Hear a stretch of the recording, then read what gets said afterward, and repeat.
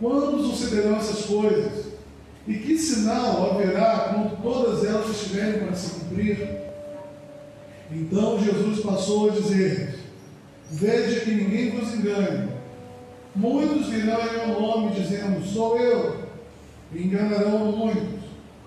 Quando, porém, ouvirdes falar de guerras e rumores de guerras, não vos assusteis. É necessário assim acontecer, mas ainda não é o fim. Porque se levantará nação contra nação, reino contra reino. Haverá terremotos em vários lugares, e também fomes. Essas coisas são o princípio das dores. Então, vós de sobreaviso, porque vos entregarão aos tribunais e sinagogas, sereis açoitados, e vos farão comparecer à presença de governadores e reis, por minha causa, para lhes servir de testemunho. Mas é necessário primeiro que o Evangelho seja pregado a todas as nações. Quando, pois, vos levarem e vos entregarem, não vos preocupeis com o que haveis de dizer, mas o que vos for concedido naquela hora, isso falai. Porque não sois vós os que falais, mas o Espírito Santo. Um irmão entregará à morte outro irmão, e o pai ao filho. Filhos haverá que se levantarão contra os progenitores e os matarão. Sereis odiados de todos por causa do meu nome. Aquele, porém, que perseverar até o fim, esse será salvo. Quando, pois, virdes o abominável da desolação, situado onde não deve estar, quem lhe entenda, então os que estiverem na Judéia fujam para os montes.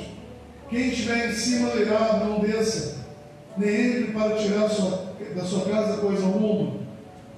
O que está no campo não volte atrás para buscar a sua capa. Ai das que estiverem grávidas e das que amamentarem naqueles dias. Orai para que não suceda no inverno, porque aqueles dias serão de tamanha tribulação, como nunca houve, desde o princípio do mundo, que Deus criou até agora, e jamais haverá. Não tivesse o Senhor abreviado aqueles dias, ninguém se salvaria. Mas por amor dos eleitos, que Ele escolheu, abreviou tais dias. Então, se alguém vos disser: eis aqui o Cristo, ou ele ali, não acrediteis, pois vos surgirão falsos cristos e falsos profetas, operando sinais e prodígios para enganar, se possível, os eleitos. E sai, pois, de sobreaviso tudo vos tem predito.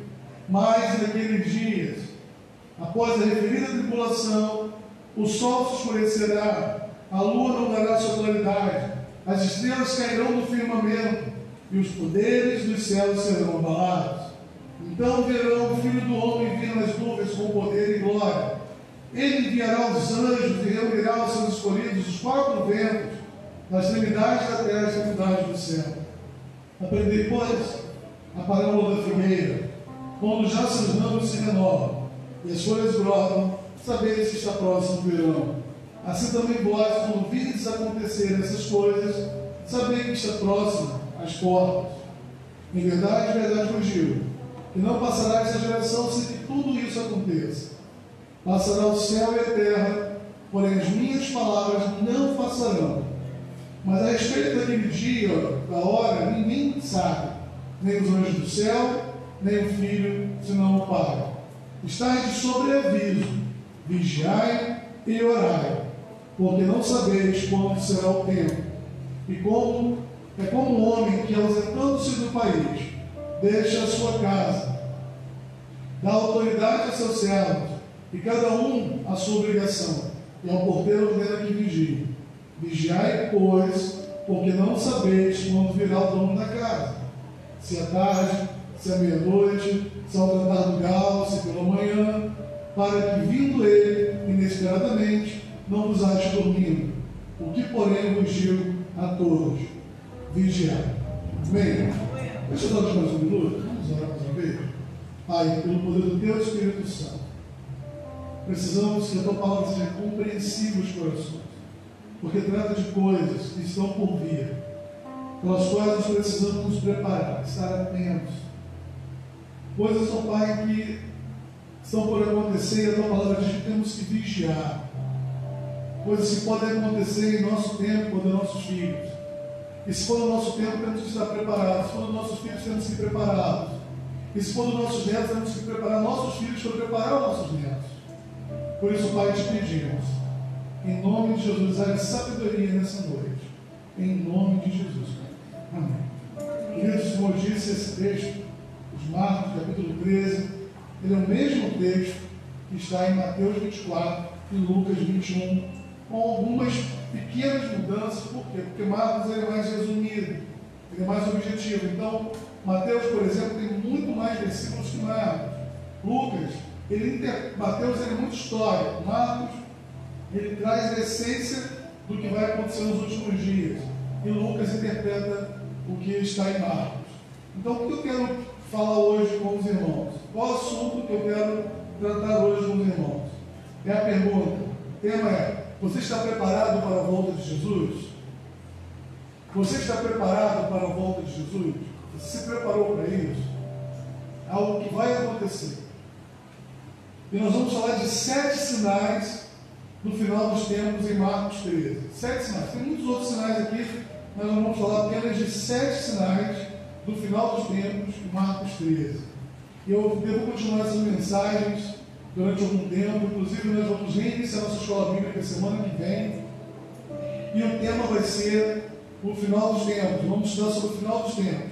Então, nós vamos estudar sobre Mateus, Marcos, Lucas, Mateus 24, Lucas 13, Marcos 13, Lucas 21. Vamos falar do Apocalipse. Vamos estender bastante. Então, domingo de manhã, de 9 até mais ou menos 11 horas, nós vamos aqui discorrendo sobre esse tema. E no próximo domingo, nós vamos iniciar. Eu gostaria que você se preparasse lendo o livro de Esther na Bíblia. Nós vamos começar falando de Esther. Mas, pastor, não é sobre o final dos tempos? Pois é. Você sabia que o último livro do Antigo Testamento é o livro de Esther? E é um livro muito importante. Nós vamos falar eu estava conversando com a pastora sobre isso. Nós vamos falar sobre o Apocalipse do Antigo Testamento, a escatologia do Antigo Testamento, como o Antigo Testamento via o final dos tempos. O livro de Esther é muito importante para falar sobre esse assunto. Então, domingo de manhã, nós estamos reiniciando a nossa escola bíblica, começando a falar sobre o final dos tempos. E o primeiro sinal do final dos tempos que Marcos registra aqui, Jesus falando com os seus discípulos, e é tremendo isso, né? Antes eu queria fazer essa introdução, falando da queda do templo, que acontece no ano 70. Esse templo é destruído no ano 70, não é o templo de Salomão mais. Há 3 templos na Bíblia, até esse aqui, né? Esse aqui é o terceiro templo. O primeiro templo é o templo de Salomão. O segundo templo é o templo chamado de Zorobabel, porque o de Salomão foi destruído, e Esdras e Neemias e Zorobabel reergue o templo de Salomão, é chamado templo de Zorobabel. E no final, Herodes o Grande, ele restaura o templo. Então, é o terceiro templo. Aí você tem o templo de Salomão, tem o templo de Zorobabel e tem o templo de Herodes o Grande. Chamado templo de Herodes o Grande porque foi ele que restaurou. O templo não era do Senhor. E Jesus aqui está falando desse templo imponente, bonito, restaurado. E há detalhes aqui tremendos. Nós vamos falar na escola bíblica sobre esse templo. Você vai aprender muito. Mas, quando eles falam no final dos tempos, os discípulos sabiam da queda do templo. Os discípulos sabiam que eles estavam falando do final dos tempos. Então ele o discípulo chama Jesus à parte e pergunta: Senhor, nos diz, quando acontecerão essas coisas e quais os sinais do final dos tempos? Quais discípulos fazem isso? De 12 discípulos, 4 se preocuparam, entenderam e abriram o coração para essa mensagem: Pedro, Tiago, João e André. Então Jesus ele fala do primeiro sinal. Qual é o primeiro sinal do final dos tempos? Está lá em Marcos 5 e 6, quando diz: Jesus passou a dizer-lhes: Vede, ninguém vos engane. Muitos virão em meu nome dizendo: Eu sou Cristo, e enganarão a muitos. Então o primeiro sinal é o surgimento de falsos profetas, que é um dos sinais do anticristo. Falsos, nós não vamos falar do anticristo hoje. Não está nesses 7 sinais. É um capítulo à parte, talvez no domingo que vem nós falaremos dele. Provavelmente no domingo que vem à noite você está convidado a estar aqui mais uma vez. Então o primeiro sinal de falsos profetas, que ele vai falar no versículo 5 e 6, depois ele vai falar no finalzinho, que farão grandes sinais e maravilhas, e que enganaria, se possível fosse, até mesmo os eleitos ou os escolhidos. Então, o primeiro sinal seria um grande número que viria em nome de Jesus. São quem? São os falsos profetas, que vão buscar a glória para si. Queria dizer, a gente pergunta assim, pastor, mas é fácil identificar um falso profeta? Não, não é fácil. Inclusive, querido, quando a gente fala nesse contexto, Jesus ele fala aqui que viriam falsos profetas, ele não fala que esses falsos profetas estariam fora da igreja, porque é muito fácil detectar. Quando nós olhamos para algumas religiões, não vamos falar aqui o nome de algumas religiões, não vamos dizer, mas você sabe o que eu estou dizendo. É muito fácil você identificar ensinos que estão fora da palavra de Deus em outras religiões. Por exemplo, vou dar alguns exemplos. O exemplo do Nirvana, quando a pessoa chega, através da meditação, ela chega ao seu ápice, ao seu autoconhecimento. Não é um princípio que está na palavra de Deus, porque nós nos conhecemos a partir de que conhecemos ao Senhor. Quanto mais conhecemos a Deus, mais nos conhecemos. Quanto mais conhecemos a palavra de Deus, mais conhecemos a Deus. É muito fácil identificar que isso não é um ensino bíblico. Quando você fala, por exemplo, de reencarnação, fácil identificar que não é um ensino bíblico, não é um ensino bíblico de reencarnação. Quando fala de adoração a falsos ídolos, a invocação de mortos, a culto aos mortos, fácil identificar que não é algo bíblico. Agora, quando o falso profeta está dentro da igreja, quando ele é pastor de algumas igrejas, quando ele pastoreia algumas igrejas, então os sinais seriam de dentro da igreja sendo trazido falsos ensinos e muita gente, a Bíblia diz aqui, que enganaria a muitos. Muitos ensinos distorcidos da palavra de Deus seriam trazidos por esses falsos profetas e muitos seriam enganados. Então, naquele grande dia, muita gente vai pensar que aprendeu a Bíblia e quando olhar, falou assim, não era isso que a Bíblia queria dizer. Inclusive, irmãos, muita gente tem uma percepção da Bíblia de ouvir falar. Jó mesmo disse, no final da sua vida, ao Senhor, fez uma oração linda e disse, antes eu te conhecia, só de ouvir falar, mas agora os meus olhos te veem. Então, muita gente, hoje ainda, talvez a maioria das pessoas hoje, conhecem a Deus de ouvir falar, não de estudar a palavra, não de meditar na palavra, não de entender a palavra. Por exemplo, Deus nunca pediu um templo para ele. O homem quis construir um templo. E quando você vai ler, Jesus fala da destruição do templo, quando você vai ler, lá em 2 Crônicas, Salomão diz que Deus não pediu templo. Então, isso aqui não é um templo, isso aqui é um espaço, é uma comunidade de fé. Por isso o nome dessa igreja é Comunidade Cristã. É um grupo que se reúne, uma comunidade. Porque aqui não é um templo. Um dia, se Deus levar para outro lugar, o dono desse espaço aqui pode alugar para o que ele quiser. Pode ser um bar, uma discoteca, um boate. Por quê? Porque não é um templo. Não, mas se fosse nosso, nós comprássemos, mesmo assim, não seria um templo. Então, existem muitos falsos ensinos na palavra de Deus. Nós somos o templo do Espírito Santo. Amém? Nós somos o templo. Nosso corpo é templo do Espírito Santo. Isso é o mais importante de entender. Por isso que o Senhor exige de nós santidade. Nós somos o templo do Espírito Santo. Então, o primeiro sinal seriam os falsos profetas, falsos mestres, que enganariam muitas pessoas, muita gente seria enganada por esses homens, inclusive com sinais. Que sinais? Os sinais que às vezes são parecidos com sinais da Bíblia mesmo. Por exemplo, muita gente é baseada no Espírito Santo, mas muita gente fala em línguas possuída por demônios. Muita gente tem uma palavra de conhecimento, vulgarmente chamamos de revelação, de Deus, mas muita gente é espírito de adivinhação. Então, muitas pessoas são enganadas por espíritos de adivinhação. Vão atrás de profecia, e essa profecia é um espírito de adivinhação. Então, nós temos que se focar muito na palavra, porque ela que vai pautar a nossa vida. Segundo sinal da volta de Jesus, está lá no versículo 7 e 8, quando diz, porém, quando ouvirdes falar de guerras e rumores de guerra, não vos assusteis, é necessário assim acontecer, mas ainda não é o fim, porque se levantará nação contra nação, reino contra reino, haverá terremotos em vários lugares, também fomes. Estas coisas são o princípio das dores. Então, a segunda vai ser a grande romper de grandes guerras, anúncio de outras guerras. Mas a Bíblia diz que nós não temos que nos assustar com isso. Deixa eu falar um pouco sobre essas guerras e rumores de guerras.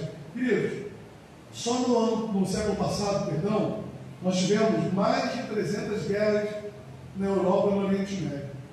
Imagina isso. 200 guerras, pequenas guerras, que a gente não fica sabendo.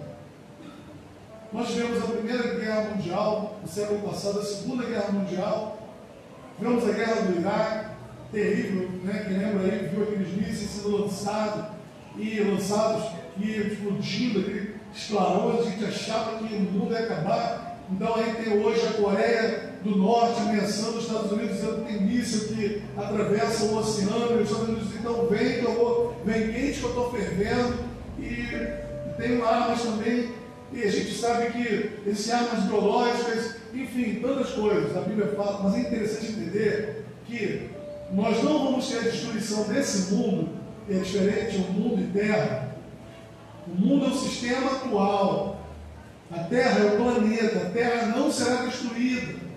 Entenda, a terra não será destruída. Ele diz que haverá novo céu e nova terra. A terra será restaurada. O mundo é o sistema social, político, religioso, econômico, e, enfim, que existe sobre a terra. Então, os homens, o fim dos homens ímpios não será um genocídio, ou seja, morte de pessoas através de guerras. Não, são sinais. As guerras são sinais. Teve muita gente que interpretou literalmente esse texto das guerras e profetizou a volta de Jesus. Você sabia disso? Teve muita gente que falou que Jesus viria em tal ano, depois outros disseram que era tal ano, depois disseram que era tal ano. E no meio de tudo isso, o primeiro sinal, lembra qual é o primeiro sinal? Qual é o primeiro sinal? O aparecimento de falsos profetas. Lembra que houve aí um cara que disse que era Jesus, um reverendo, lembra? Um cara aí, coreano. Depois a gente teve no Brasil a nossa versão de Cristo, o Henrique Cristo, que ridicularizava, né, o cristianismo. Ele aparecia vestido de Cristo com uma coroa de espinho na cabeça, mas que não estava gravado na cabeça dele, né? Que senão ele poderia sangrando. E com uma cruz, onde ele levava a cruz e umas mulheres com ele. Houve um homem, uma seita, no século passado, que cometeu um suicídio coletivo, dizendo que ele era o Cristo, que através do suicídio as pessoas iriam para o reino de Deus. Muitos falsos cristos profetizaram o tempo da volta de Jesus através das guerras. As guerras são sinais da volta de Jesus, mas elas não são finais, elas são sinais e não finais. Nós temos visto essas guerras. Aí você fala assim, pastor, existe guerra desde quando o mundo é mundo. É verdade. Desde quando o mundo é mundo existe guerra. Jesus enfatizou que haveria uma crescente de guerra. As guerras se tornariam cada vez mais frequentes. E hoje isso não é uma realidade. Hoje, por exemplo, qual é a maior riqueza de um país? Qual é a maior riqueza de um país? Você sabe qual é a maior riqueza de um país? São as armas. São as armas. É o poder bélico que ele tem, o poder de guerra. É a maior riqueza de um país, que faz ele ser temido pelos outros países, faz ele controlar a economia, faz ele controlar a sociedade, a mentalidade. Então hoje nós temos cada vez mais o poder bélico, as armas, é a maior riqueza que o país pode ter, e a produção de armas.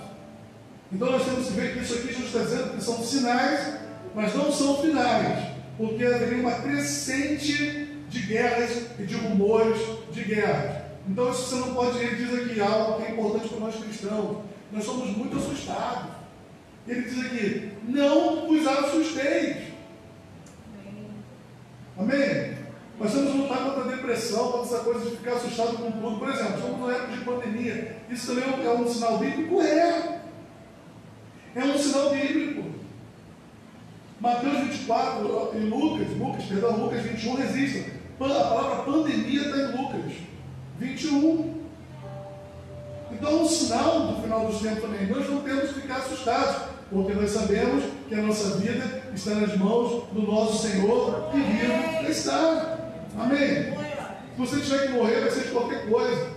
seja coronavírus, infarto, seja lá o que for, a nossa vida está na mão do nosso Senhor. Nós tomamos todos os cuidados, mas a nossa vida está na mão do nosso Senhor que vivo está.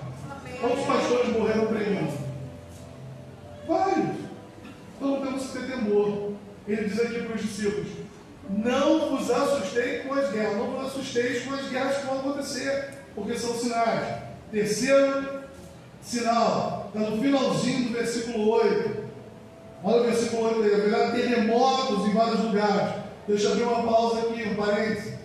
Terremoto que ele fala aqui inclui todos os tipos de fenômenos ligados a terremotos. Por exemplo, o tsunami é um terremoto marítimo. Nós não conhecíamos a palavra tsunami. Vamos conhecer a palavra tsunami no final do século passado. Se não me engano, em 93, foi um tsunami na Indonésia. Se não me engano, foi em 93. Se não me engano, não me falha a memória. Houve um tsunami na Indonésia. Nós não conhecíamos o nome de tsunami. É um nome novo. E aí explicaram que tsunami é o quê? É um terremoto que há nas placas tectônicas a centenas de milhares de metros do mar e que forma uma onda gigantesca e essa onda invade a Terra. Desse período para cá, quantos tsunamis já não tiveram? Já não existiram? Ou são terremotos. Terremotos, por exemplo, essa movimentação de terremotos de terra, enfim, de coisas, também formam. Você tem os furacões, os tufões, cada vez mais frequentes. Quando fala de terremoto, está falando aqui de acidentes geográficos. São situações geográficas que vão acontecer no mundo inteiro. O Brasil nunca teve tufão, furacão, teve agora, recentemente no sul. A terra tremeu na Baixada Fluminense. Há 12 anos a terra tremeu, Caxias, nos morros de Caxias, no dia 23 de 2008, a terra tremeu. Foi? 22, não sei, eu tinha tudo a ver, no dia seguinte, não? Foi 22?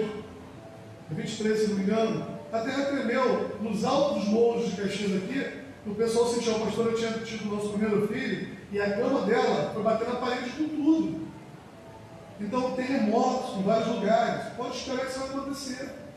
E Jesus nos alertou para quê? Para que nós não ficássemos assustados. Pastor, está trazendo uma palavra negativa. Não! Estou trazendo um alerta que Jesus deu.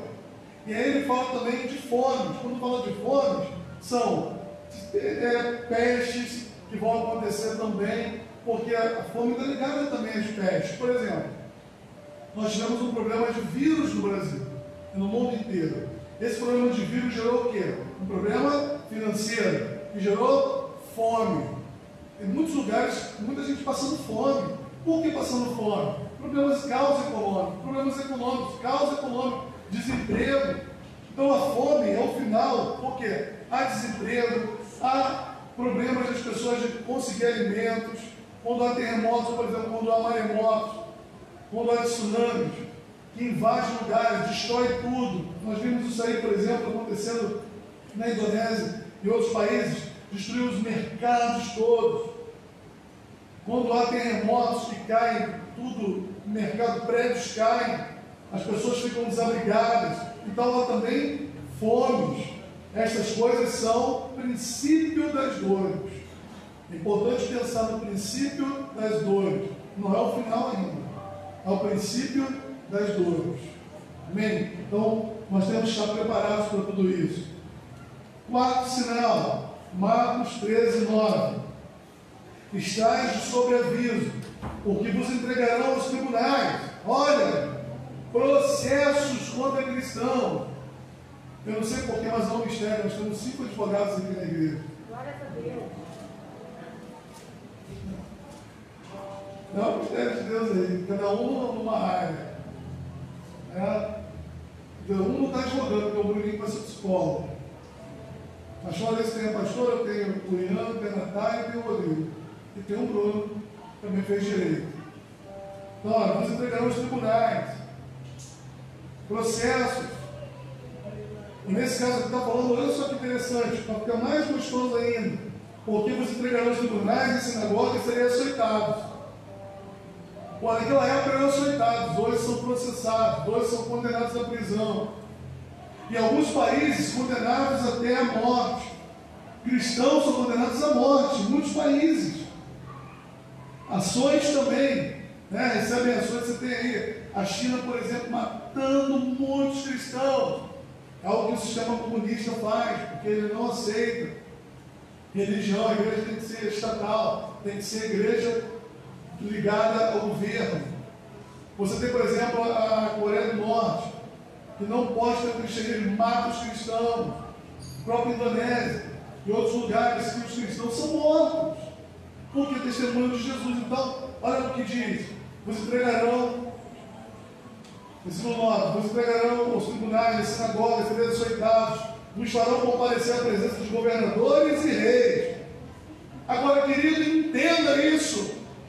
Jesus está falando aqui, olha, por minha causa, para lhe servir de testemunho. Então está programado. Alguns, não são todos, não fiquem com medo, não são todos, alguns vão sofrer, vão ser perseguidos, vão sofrer martírios, mas é por causa do próprio Jesus.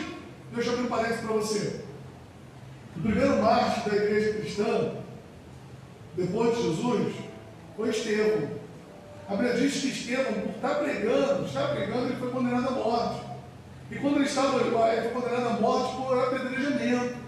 Você imagina, gente, a morte por apedrejamento. A pessoa morre lentamente. Vai a primeira pedra, pum! Eles gostam de acertar logo a cabeça. Vai a primeira pedra, cabeça, aí machuca. Aí sangra. Aí vem a segunda pedra, bate no corpo, uma parte do corpo e machuca. Aí vem as outras pedras, vão apedrejando até esmagar o crânio, até esmagar o corpo. Órgãos são perfurados, porque quebram os ossos, vão perfurando os ossos. Quando Estevão estava sendo apedrejado e morrendo, ele teve uma visão de Deus. Ele teve uma visão de Jesus, de Deus no seu trono, de Jesus de pé, de braços abertos, esperando por ele. O seio de Abraão. Eu acredito que naquele momento Deus anestesiou a dor dele.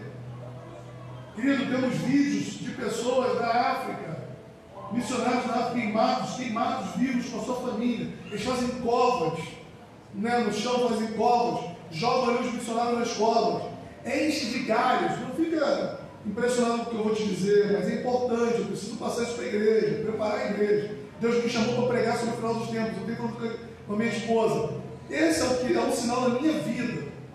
Pregar sobre o final dos tempos.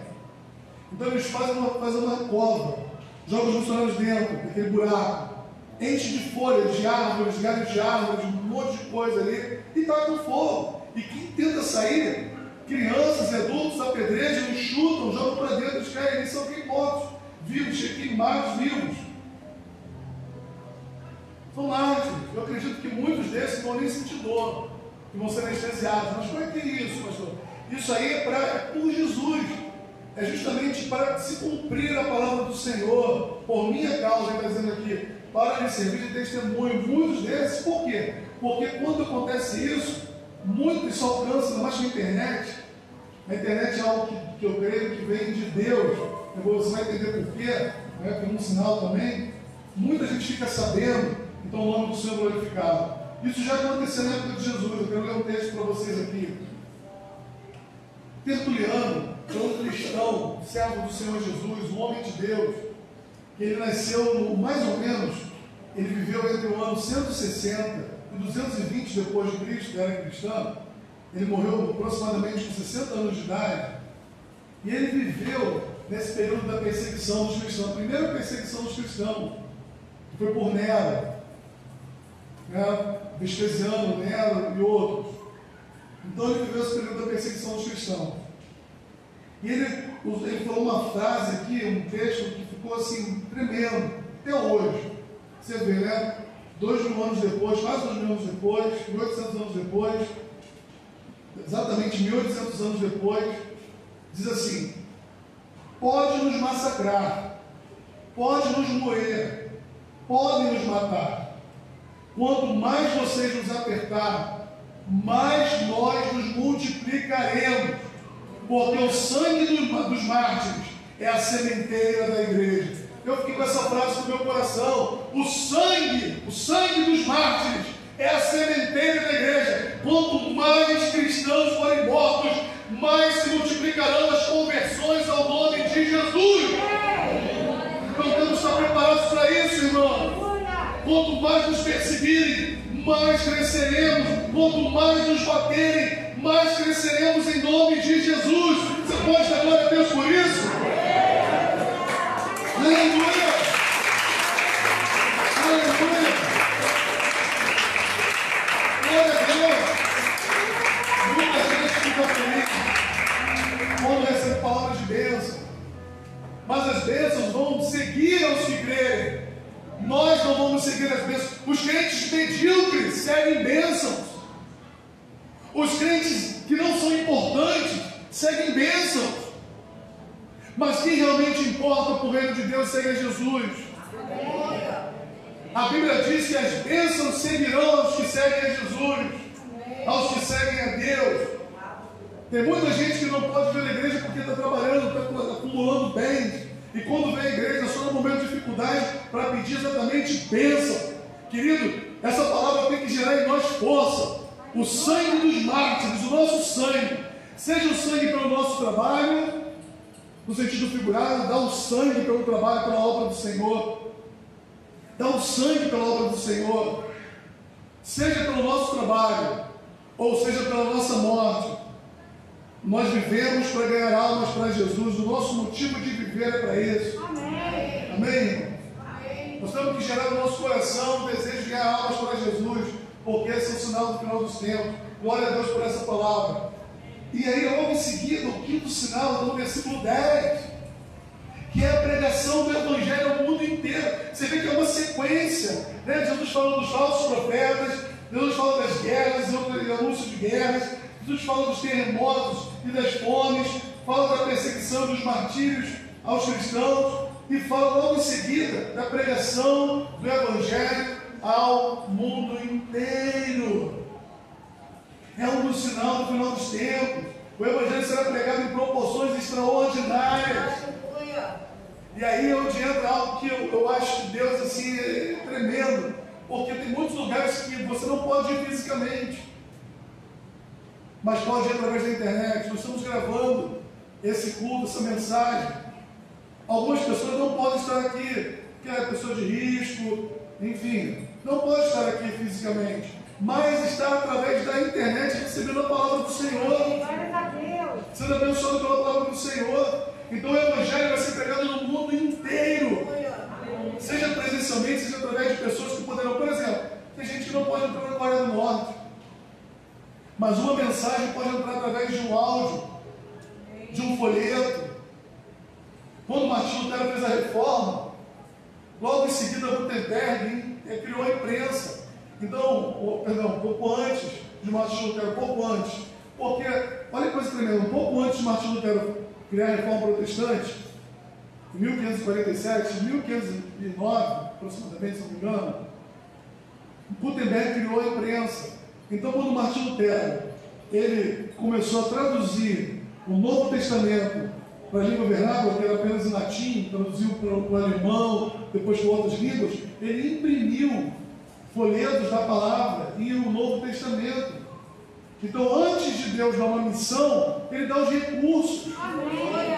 Amém? Então, o Senhor Ele nos envia com recursos. Então, hoje nós temos a internet. Qual é o alvo de Jesus? Qual é o alvo do Espírito Santo? Alcançar o mundo inteiro. Então, hoje nós temos a internet que pode alcançar o mundo inteiro. A internet está chegando em áreas que pessoas remotas que ninguém pode chegar. Lugares que não são asfaltados, não tem saneamento básico, as moradias são muito simples, mas está chegando na internet. E muita gente fala assim: fulano não tem onde morrer, onde cair morto, mas tem um celular com internet. Glória a Deus!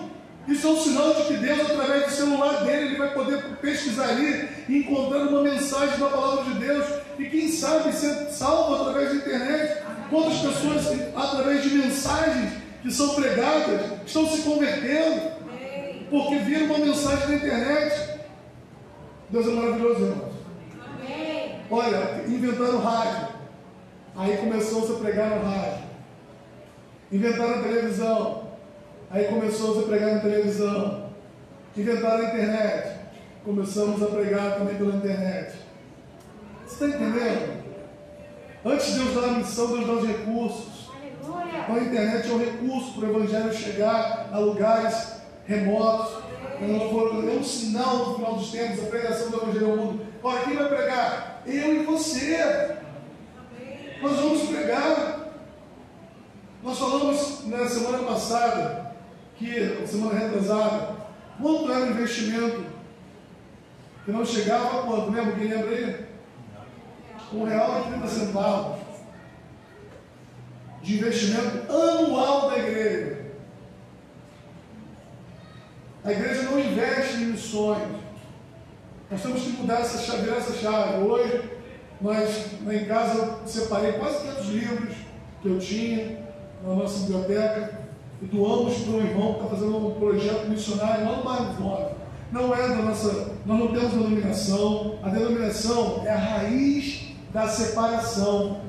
A denominação não junta, ela separa. Porque a denominação só ajuda quem é da mesma denominação. Só considera quem é da mesma denominação. Então ela é a raiz da desunião. Tem um pastor que escreveu esse livro, Denominação, Raiz da Desunião. Tem um pastor que não é da nossa denominação, porque nós não temos denominação.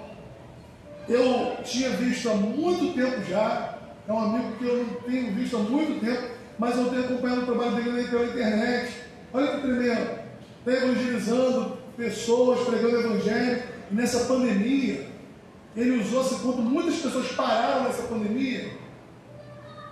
Ele, com um grupo de pessoas, foi para o hospital, foi para as comunidades, distribuir alimentos, estão recebendo doações. Semana que vem vão distribuir 700 máscaras na rodoviária aqui de Caxias. Vai estar distribuindo, talvez a gente esteja com ele, um grupo nosso que esteja lá com eles. Falei com ele, olha, a gente quer ajudar. Estavam lá no hospital distribuindo alimentos, tanto para os profissionais da área de saúde, quanto as pessoas que estavam ali fora, que muitas vezes vão para o hospital e não levam R$1 no bolso, fica doente, não tem R$1 no bolso para comer, e passam 3 horas esperando por um atendimento. Então hoje ele vai abrir uma biblioteca comunitária lá no bairro Bona. Recebeu já 500 livros quase. 10 caixas de livros, caixotes de livros cheios. O Rodrigo foi levar. E nós demos uma oferta para eles também, para abençoar. Amém? Você pode aplaudir o Senhor por isso? Glória a Deus, irmão. Glória a Deus. E mês que vem, nós vamos levantar aqui um propósito, uma campanha. Tem gente que faz campanha para ser abençoado. 7 semanas do poço de Jacó. Não sei o que lá. Nós vamos fazer uma campanha mês que vem. Sabe para quê? Para levantar alimentos para um centro de recuperação de drogados. Porque estão precisando de alimentos. Depois vamos fazer uma campanha para levantar remédios. Por quê? Porque muitas vezes lá no centro de recuperação precisa de uma dipirona e não tem. De um Dorflex, de um Tentorslax, não tem. De uma pomada e não tem. Então nós vamos saber quais são as necessidades. Roupas. Amém. E não é para vender bazarzinho, para vender roupa, para arrumar dinheiro para a igreja, não. Porque isso é hipocrisia. Se você pega uma roupa e doa para a igreja, o que você doa tem que ser doado. Amém. Não tem que ser vendido para a igreja arrecadar recursos para ela. Que é isso? Quem sustenta a igreja são os dízimos e ofertas dados pelos irmãos, pelos fiéis. Não é bazar. De graça você recebe, de graça você dá. Nós estamos, quando você oferta, você dizima na obra do Senhor, está dizimando para vidas serem alcançadas, para o Evangelho ser pregado, para pessoas serem visitadas. Olha, irmãos, eu vi o Augusto Nunes, que é um jornalista, que não é cristão. Essa semana, eu não lembro o dia, ele falou do papel da igreja na pandemia. E ele falou assim: eu vou te falar uma coisa, que é verdade. Você vai ao mercado, está exigindo usar máscara. Muita gente usa máscara de modo errado. Por exemplo, alguns aqui estão usando de modo errado, deixando o nariz de fora. Mas tudo bem, não estou te criticando não, fica tranquilo. Ou no queixo, é errado. Muita gente usa máscara assim. Você vai no mercado e você vê muita gente assim. Aglomeração, às vezes você vai pegar um feijão, tem 3, 4 pegando feijão junto com você. Você vai pegar uma carne, alguma coisa, tem 3, 4 pedindo a mesma carne que você. Você toca naquele lugarzinho lá, aqueles freezer, que abre para pegar a carne. Quantas pessoas já tocaram ali? Quantas pessoas espirraram, meteram a mão no nariz e fizeram assim? Mas o mercado pode ter gente. Queridos, eu fui na Vivian Fest.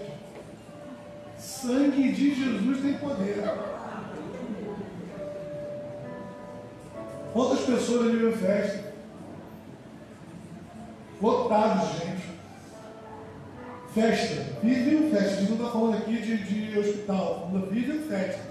Se bobear, tinha mais gente do que no hospital procurando atendimento do coronavírus. Passei em frente ali, na minha casa, do lado da minha casa, estão fazendo distanciamento social de alguns centímetros. Um para o outro, bebendo, dançando, distanciamento social. Todo mundo de máscara, só que não. E a igreja ficou sem abrir um tempo, não podia abrir, porque isso, porque aquilo. Mas funcionando, tudo funcionando. Você entra na condução, quem pega ônibus, quem pega trem. Meu Deus do céu. Você senta em cadeira separada? Não senta. Meu irmão motorista de ônibus, o Fagner também é motorista de ônibus, as pessoas sentam em cadeira separada? Senta um do lado do outro. Em alguns ônibus está marcado, no ônibus está marcado o espaço, né? Mas a pessoa não fica assim naquele X ali, não tem marcado espaço no ônibus. A pessoa não fica naquele X.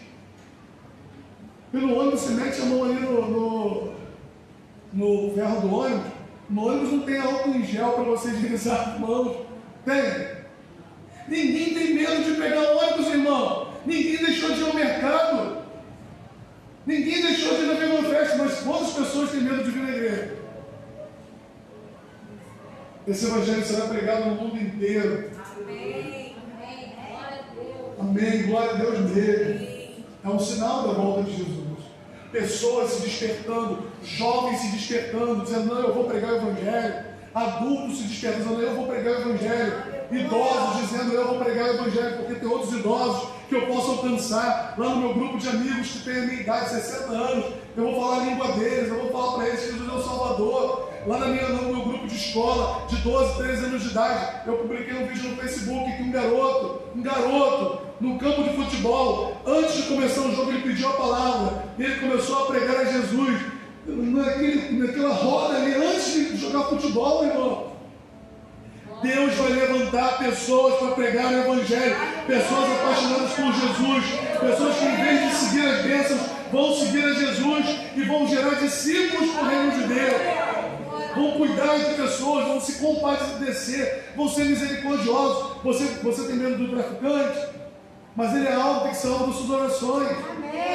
Você tem medo do assassino, muitas vezes ele fala assim, é assassino, bandido bom, bandido morto. Não, bandido bom, bandido convertido. Transformado pelo poder do Evangelho. Usuário de drogas, você não tem que olhar para a pessoa dizer se é vagabundo, é maconheiro, é chincheiro, sei lá o que. Não, querido, você tem que olhar para aquela pessoa com potencial de ser um pastor. Hoje nós temos pastores impactando o mundo inteiro que foram viciados em drogas, mas um dia alguém ganhou para Jesus. Um dia alguém falou, eu acredito nesse maconheiro, eu acredito nesse chincheiro, eu acredito nessa pessoa que fuma, que usa cocaína, cheira cocaína, eu acredito nessa pessoa que usa crack. Essa pessoa se converteu. Um dia alguém pregou para uma prostituta, ela se converteu, se tornou uma pastora, uma missionária. Um dia alguém pregou para um homossexual e se transformou num missionário. É isso que a igreja tem que ter no sangue dela, no DNA dela. Tem que bater como o nosso coração bate, a vontade de ganhar almas, porque é um sinal do final do tempo. E não adianta nada a gente dizer que serve a Deus, a gente não ganha alma para Ele. Ah, pastor, não fala isso, porque senão as pessoas vão embora da igreja. Só vai embora da igreja quem nunca esteve nela. Quem conhece o valor do sangue do Cordeiro não vai embora. Tem dia que você vai amanhecer triste? Tem. Tem dia que você vai amanhecer feliz? Ótimo. Tem dia que você vai amanhecer com uma disposição imensa. Tem dia que você vai amanhecer deprimido. Tem dia que você vai amanhecer com muita saúde. Tem dia que você vai amanhecer quase morrendo. Mas em todos esses dias Jesus estará ao seu lado. Amém. Cristo estará comigo até o fim. Amém. Ele diz, jamais te deixarei, não te abandonarei. Tem dia que você vai amanhecer e lá na tua casa a tua despensa vai estar cheia. Tem dia que a tua despensa vai estar vazia, mas Cristo estará com você. Olha, talvez você tenha uma casa maravilhosa de 2 ou 3 andares com cobertura. Talvez você tenha uma casa que a cobertura dela esteja precisando de uma cobertura. Mas Cristo está com você, isso é o mais importante. Nós temos que acabar com esse evangelho fajuto, mentiroso, de falsos profetas, que fica profetizando: você vai ter um carro, você vai ter uma casa, você vai ter não sei o quê. Querido, o mais importante é que você tenha a sua salvação. Se Deus der a você, glória a Deus. Mas se Ele não der, glória a Deus também. Glória a Deus.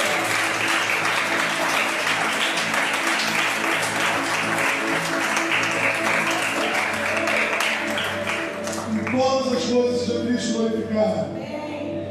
Sexto sinal, são 7, não estou no final já. Sexto sinal, vai lá em Marcos 13, 12. Um irmão entregará a morte a outro irmão. Isso vai acontecer, já acontece.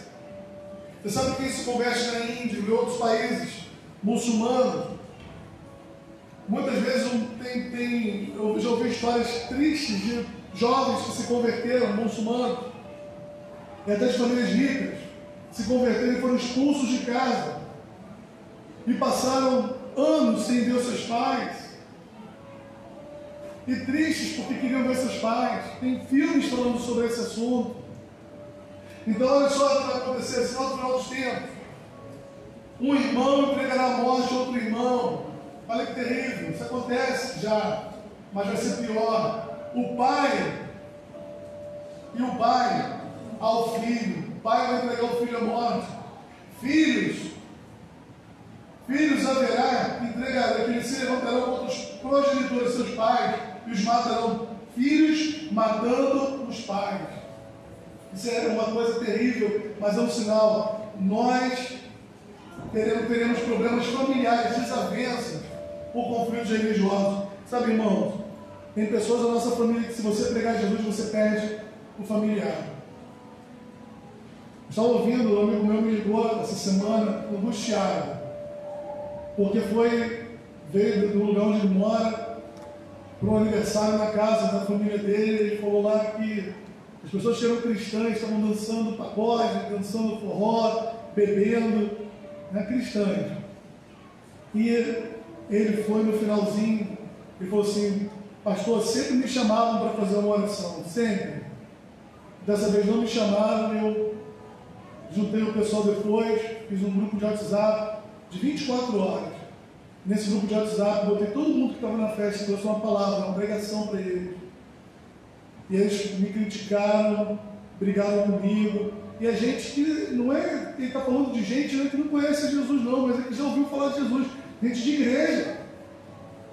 Mas que, você quer ser santarrão, você quer ser o melhor do que a gente, porque tem gente que, se você pregar o evangelho para a tua família, você perde familiar.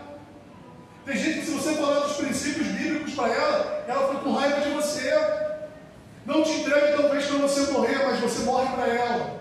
Ela diz: você morreu para mim. Você não é convidado mais a estar com essas pessoas. Sinal do final dos tempos. E o final, para terminar, versículo 13 diz: sereis odiados de todos por causa do meu nome. Aquele, porém, que perseverar até o fim será salvo. Ele está falando de um ódio generalizado contra os cristãos. Os cristãos vão ser. Tinha um filme aí, quem comprou aquele filme? Você, Nandara? Aquele filme que fala dos cristãos raivosos, rancorosos. Tinha um filme interessante, um filme de década de 60, 70. Oi? O Julgamento, alguma coisa assim. É o Julgamento? Você que comprou? Está aí ainda aí? Acho que tem, guardamos. Esse filme é antigo, irmão. Mas fala do ódio que as pessoas iam ter contra os cristãos. Um ódio generalizado contra os cristãos. Mas não é porque é o Leandro.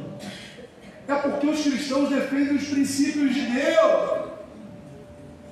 O George Soros é o homem mais rico do mundo.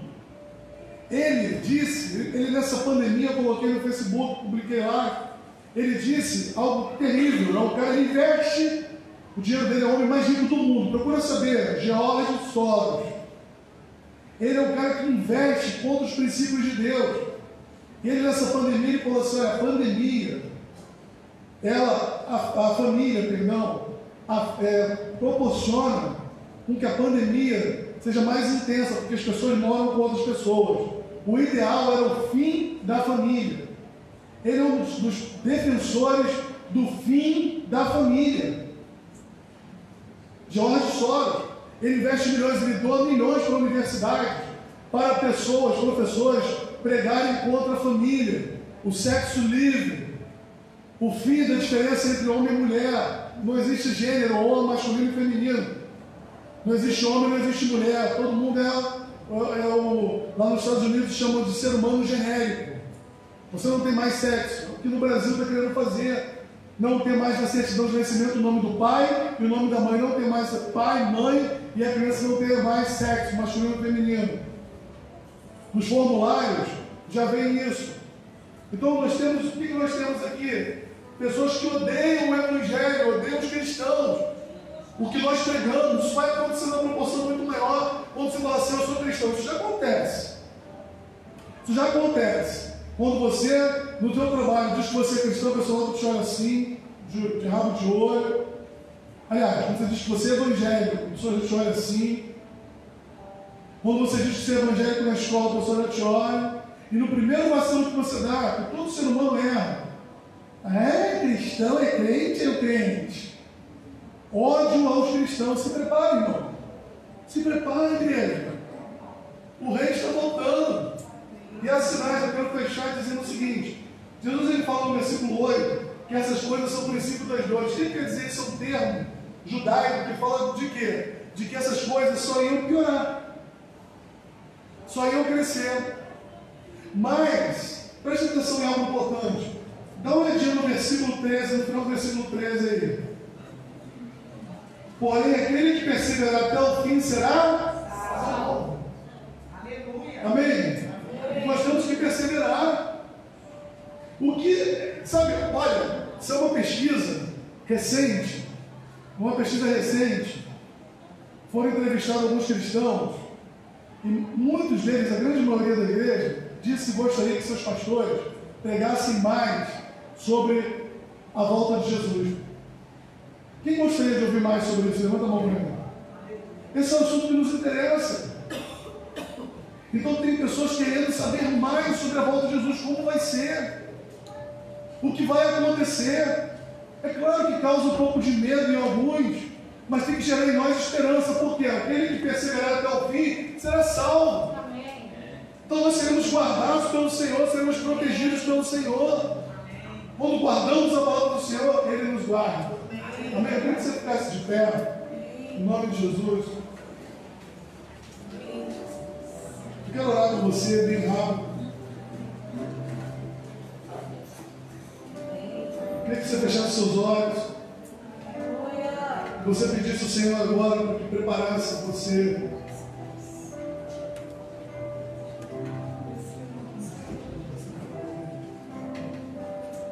Se prepare, igreja. O que está voltando? Feche seus olhos. Peça ao Senhor para preparar você para a perseguição, para as lutas, para as fomes, terremotos. Prepara o seu emocional, para que você possa perseverar até o fim. Porque há uma salvação guardada para você, gerada para você. O Rei está voltando. Eu vim aqui anunciar isso. Eu vim até esse altar, até esse púlpito anunciar: o Rei está voltando. O Rei está voltando. O Evangelho é isso, é anunciar que o Rei está voltando. E para isso temos que nos preparar. Oh, Jesus.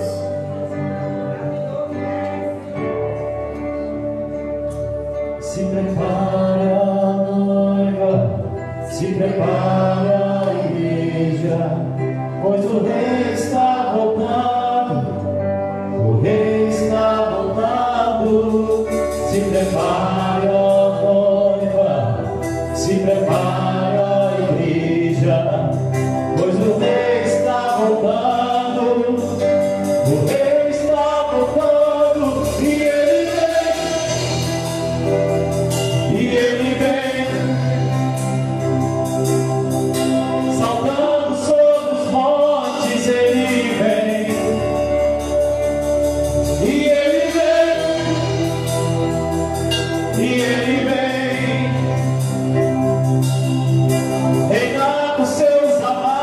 Jesus, Ele vem. E Ele vem. E Ele vem. Enxugar suas lágrimas, Ele vem. Se prepara, ó noiva, se prepara, a igreja, pois o Rei está voltando, o Rei está voltando. Se prepara, ó noiva, se prepara, a igreja, pois o Rei está voltando, o Rei está voltando. E Ele vem, e Ele vem. Meus amados, Ele vem, e Ele vem, e Ele vem. No Oriente Ele vem, e Ele vem, e Ele vem. Venha com seus amados, venha com seus amados, Ele vem, e Ele vem, e Ele vem. Enxugar as suas lágrimas, Ele vem. E vai o temor de Deus sobre a igreja. E vai o temor de Deus sobre nós. E vai o temor de Deus sobre a igreja. E cai o temor de Deus sobre nós. E cai o temor de Deus sobre a igreja. E cai o temor de Deus sobre nós. E cai o temor de Deus. E cai o temor de Deus sobre a igreja. E cai o temor de Deus sobre nós. Eu quero ser santo. Eu quero ser santo. Santo como tu. Eu quero ser santo. Eu quero ser santo. Eu quero ser santo. Santo como tu. E canta com Deus. E cai o temor de Deus sobre a igreja. E cai o temor de Deus sobre nós. E cai o temor de Deus sobre a igreja. E cai o temor de Deus sobre nós. E cai o temor de Deus. Cai o temor de Deus sobre nossas vidas. Tudo que você olhar, tema a Deus, tema a Deus. É o início de toda essa pandemia. Sobre a igreja. E cai o temor de Deus sobre nós. E cai o temor de Deus sobre minha vida. E cai o temor de Deus sobre nós. E cai o temor de Deus. E cai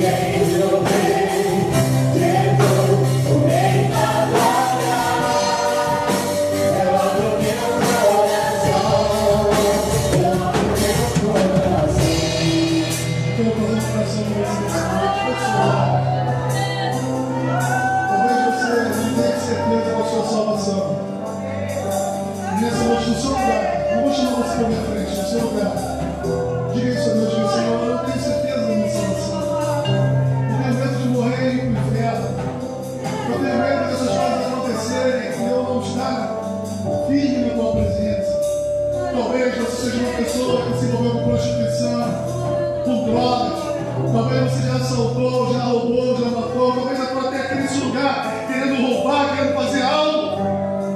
Mas em nome de Jesus, você veio aqui para receber a salvação. Você veio aqui porque Jesus te chamou. Ele tem algo a fazer na tua vida, uma transformação total na tua vida. Você que disse que não consegue largar as drogas, Jesus vai te libertar nessa noite. Você que não consegue largar uma vida de prostituição, o Senhor vai te libertar em nome de Jesus. Você que vive vivendo no crime, Deus vai te libertar em nome de Jesus. Você que nos ouve através da internet, porque essa palavra é para você, o Senhor vai te libertar em nome de Jesus. E se você quer ser liberto, diga ao Senhor nessa noite, você que é afastado dos caminhos do Senhor, você que já serviu a Deus, mas está nas drogas, está na prostituição, está jogado no lixo, entre os corpos desse mundo, está roubando, assaltando, talvez você roubou um celular de alguém que está assistindo essa mensagem, e você parou para ver o que essa pessoa estava assistindo, você mesmo, Deus tem algo na tua vida, e eu profetizo que a partir dessa mensagem, você será transformado pelo poder do nome de Jesus, porque no teu coração vai ser ativada a volta de Jesus, o retorno de Jesus nessa terra, para julgar os ímpios, mas para galardoar os vivos, santos, servos do Senhor. E Deus quer transformar a tua vida. Deus quer transformar você. Quero orar por você. Diga para Ele nessa noite, se você não tem certeza da sua salvação, se você quer voltar para os caminhos do Senhor, se você está vivendo no pecado e quer se arrepender, arrependa-se agora. Talvez você pergunte, Senhor, será que o Senhor vai me aceitar? Deus vai te aceitar. Deus vai te perdoar, vai te lavar, vai te limpar, vai te restaurar. Senhor, eu quero te entregar nas tuas santas e poderosas mãos a vida de cada um daqueles que eu falei aqui, Senhor. Se porventura esteja aqui ou nos assistindo pela internet, Senhor, não sabemos aonde essa mensagem pode chegar. Não sabemos aonde a tua palavra pode alcançar, quem ela pode alcançar. Talvez alguém que esteja preso no presídio, Deus, um celular que proibido estar, mas está ali assistindo essa mensagem, Deus. Senhor, alcance essa pessoa agora. Talvez alguém, Pai, viciado em drogas, talvez essa palavra que seja liberta em nome de Jesus. Talvez alguém envolvido com prostituição seja liberta agora em nome de Jesus. Talvez alguém que esteja no adultério. Talvez um jovem em fornicação, que caia o temor de Deus sobre a vida dele agora, em nome de Jesus. Que se arrependa dos seus pecados e que se volte para o seu encontro de salvação. Que essa palavra possa, Senhor, trazer vida e esperança aos que ouvem. Nós entregamos, Senhor, nas tuas mãos o teu altar, em nome de Jesus. Nós vamos ao nosso ofertório agora. Deus abençoe você que está em casa, em nome de Jesus.